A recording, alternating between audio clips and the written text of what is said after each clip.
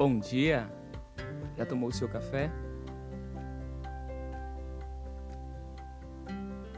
No Curta Palavra de hoje eu quero convidar você a pensar nisso.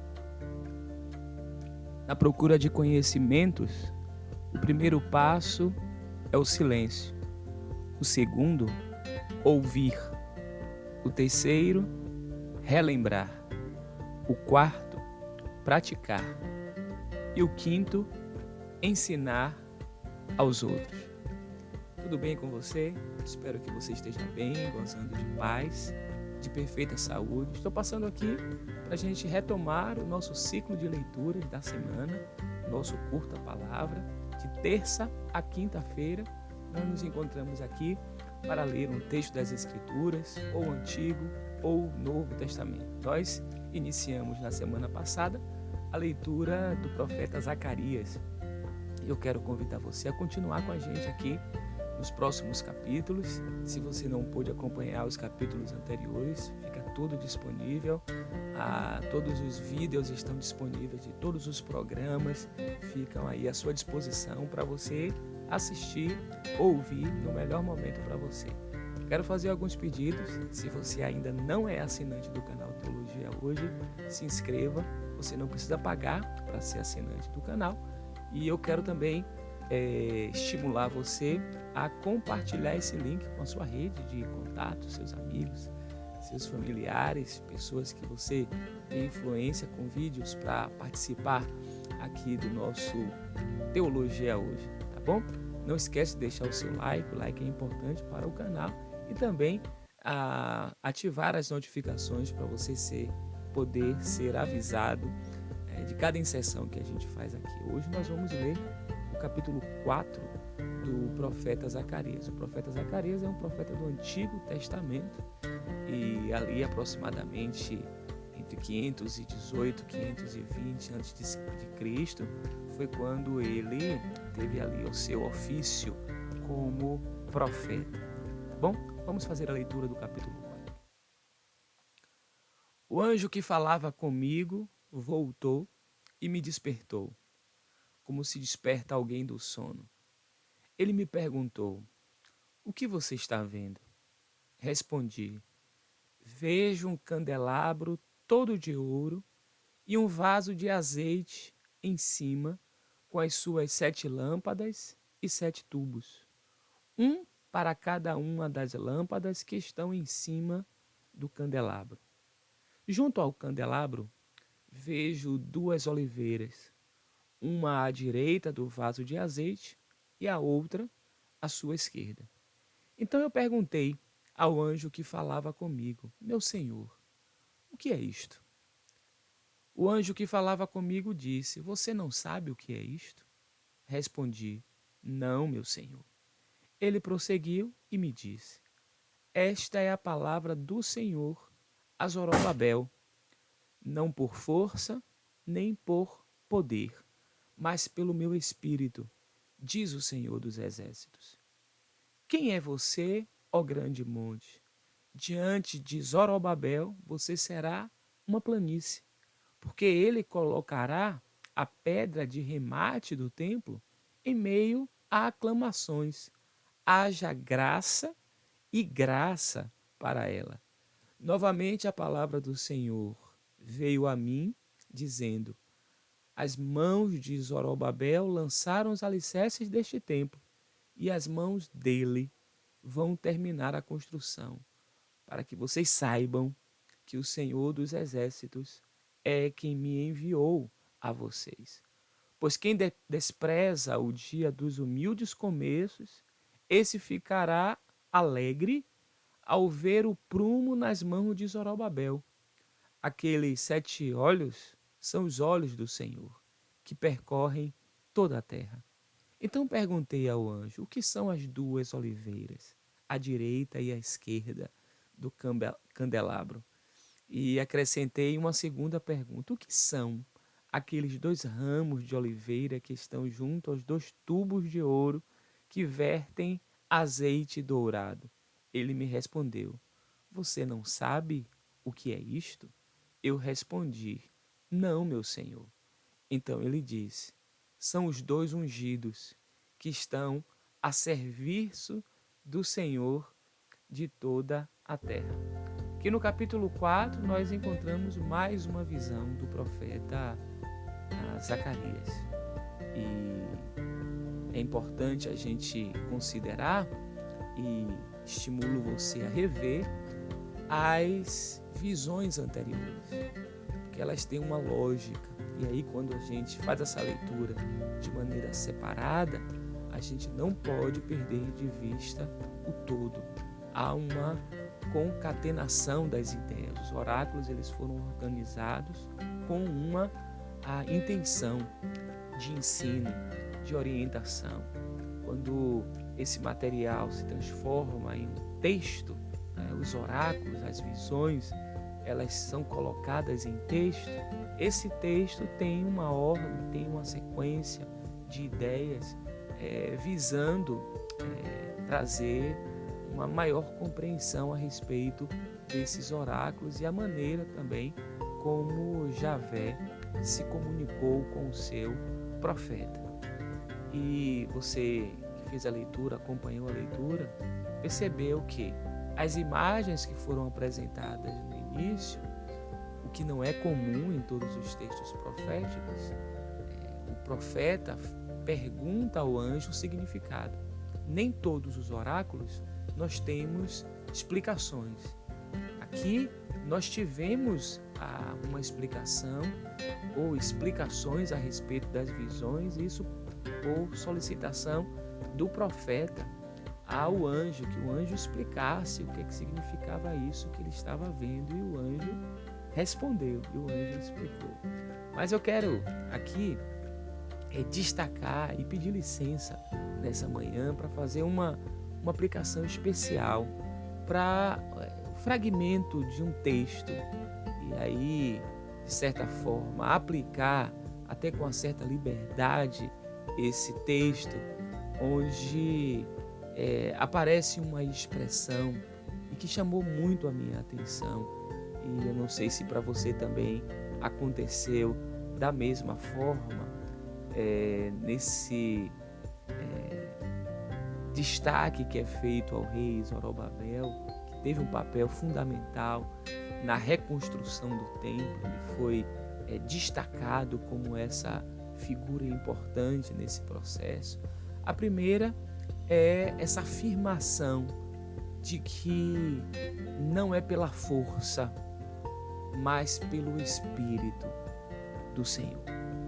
Apesar da figura de autoridade de Zorobabel, e os conflitos eles continuavam, os obstáculos eles continuavam, e há uma tendência nossa a querer resolver tudo do nosso jeito, da nossa forma. E a palavra para Zorobabel é o seguinte: olha, eu levantei você uma posição de autoridade, de destaque, você realizará essa obra chegará à sua conclusão, mas não é por força, nem por poder, mas pelo meu Espírito.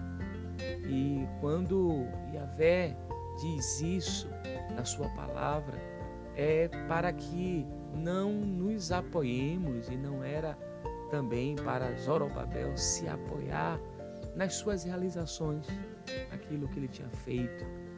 E a gente tem essa tendência muitas vezes, quando as coisas vão funcionando e você é instrumento para fazer alguma coisa dar certo, há uma tendência de nós querermos atrair, para nós a glória, os holofotes. E aqui, para ficar evidente que não foi a sua força, não é o poder, mas essa ação do Espírito que faz nova todas as coisas. Esse é um aspecto que a gente não pode perder de vista. E um outro destaque que eu faria para esse texto, que também chamou muito a minha atenção, é quando há essa orientação para não desprezar os pequenos começos. A gente gosta das coisas realizadas, das coisas prontas, de estar no topo da montanha e conquistar, estando lá, mas a gente se esquece, para até chegar ao topo,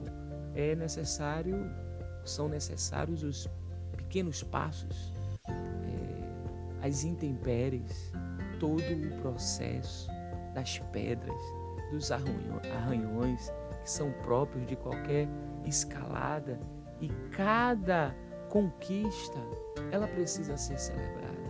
Cada conquista mínima ela precisa ser louvada, elogiada. Muitas vezes a gente perde de ganhar coisas maiores porque a gente não aprende a valorizar os pequenos começos.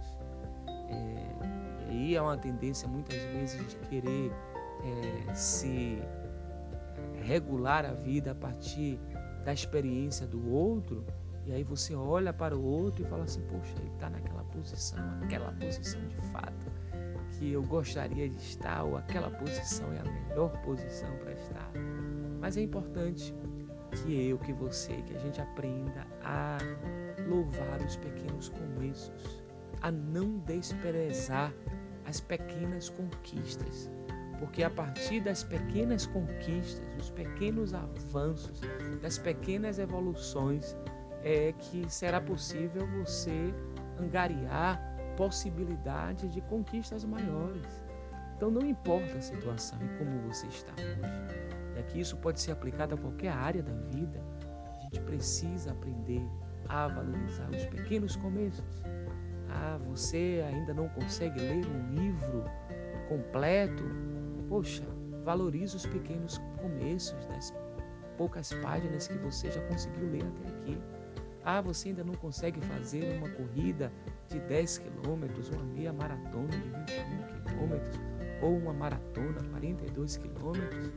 Valorize aquela caminhada de 800 metros, uma corrida de 1 quilômetro. Enfim, é importante que valorizemos os pequenos começos. Eu não consigo ter uma organização diária do meu dia, das coisas que devo fazer, mas naquele dia você conseguiu colocar em prática algumas coisas que você desejou, que você tinha planejado. Então, valorize os pequenos começos.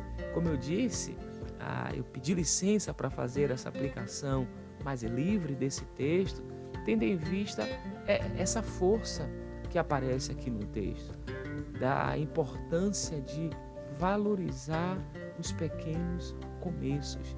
Não despreze os pequenos começos. Eu acho que essa é uma expressão central para a gente guardar, mesmo assim com essa liberdade de aplicação do texto, né? Para além do que o contexto de fato encerra, mas eu acho que a gente pode guardar isso no nosso coração, que está no versículo 10 de Zacarias capítulo 4. Pois a gente não pode desprezar o dia dos pequenos ou dos humildes começos. Valoriza cada conquista precisa ser celebrada. Bom?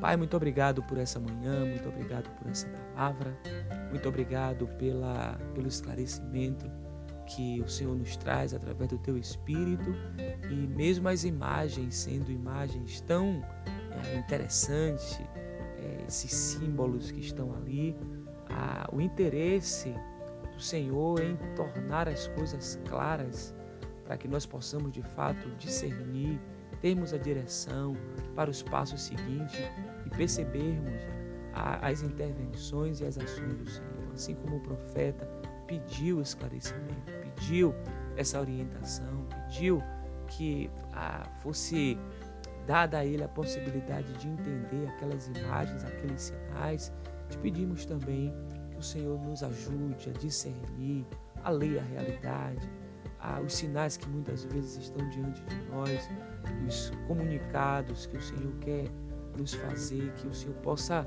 trazer clareza, pacificar o nosso coração, nos direcionar naquilo que o Senhor tem enquanto visão para nós. Louvamos nessa manhã a bondade do Senhor. Louvamos nessa manhã as misericórdias do Senhor, que cada um seja alcançado por essa bondade, por essa misericórdia, que reconheça que foi o Senhor que fez, que foi a mão do Senhor, Assim como o Senhor usou homens e mulheres no passado, o Senhor tem usado nesse tempo homens e mulheres. Assim como o Senhor falou, sua palavra foi ao encontro do profeta. Naqueles dias, ainda hoje, o Senhor tem enviado da sua palavra para nós. Que sejamos e que tenhamos ouvidos e corações sensíveis para acolher a tua palavra. Ajuda-nos, guia-nos nos desafios desse dia, perdoa as nossas falhas, dirige-nos na maneira como o Senhor espera e deseja de nós, que a gente possa responder positivamente. Essa é a nossa oração, em nome de Jesus. Amém. Eu quero nessa manhã dedicar para você uma canção que fala justamente da bondade de Deus. E essa música, ela é uma música, apesar de estar aparecendo aí agora a do Gerson Borges, mas assim, meu desejo é dedicar para você nessa manhã a música do nosso querido Jorge Camargo, cujo título é Bondade, tá certo? Então, na descrição do vídeo estará o link para que você possa ouvir a música e ser edificado por essa canção. Nosso site é www.teologiahoje.com.br e aqui na parte inferior está a nossa chave Pix, caso você possa e queira colaborar com a manutenção do nosso canal. Toda ajuda será válida. Se você não recebeu o link do nosso café com a Bíblia do sábado, o vídeo está à disposição. A gente fez em um horário diferente, algumas pessoas que esperaram, aquele horário das 8 horas da manhã, eu tive um compromisso e aí optei por fazer não mais cedo, mas fiz um horário posterior às 8 horas por conta desse compromisso que tive. Mas está lá. Então, se você ainda não assistiu, mais um episódio da série sobre a mística paulina e o reino de Deus, vai no nosso canal e assista aquele episódio que foi muito interessante também. A gente continua ainda com a série, se Deus quiser, no próximo sábado. Deus abençoe você, tenha um dia muito abençoado, que a bênção do Eterno, que enriquece, não acrescenta dores, esteja sobre a sua vida, sobre a vida dos seus familiares e amigos, e a oração que faço por Cristo Jesus, nosso Senhor. Aproveite o dia, feliz terça-feira.